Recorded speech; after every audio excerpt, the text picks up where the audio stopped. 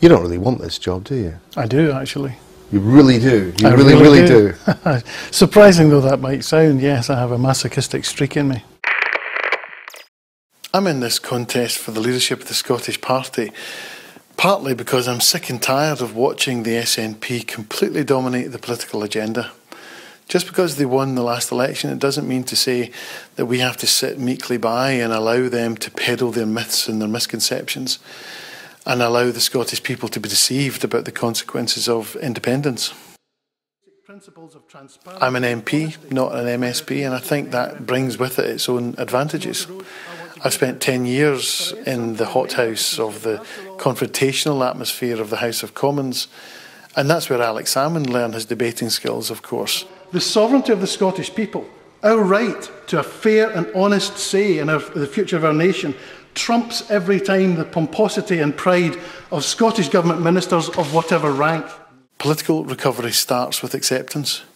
Not just acceptance that we lost or acceptance of the reasons that we lost, but acceptance that we deserved to lose, acceptance that the electorate is never wrong. Labour has made mistakes in the past. You know, we should never have supported the Edinburgh tram just because we happen to have the votes in Parliament to thwart the SNP. The fact is the Edinburgh tram was a disaster waiting to happen, and so it has proved. And we should have accepted the SNP minority administration's offer of a sunset clause on minimum pricing for alcohol. I'm not at all convinced of the arguments for minimum pricing, but at least with a sunset clause we would have seen it run for a couple of years and got the evidence so that we could see for ourselves whether it was having any effect.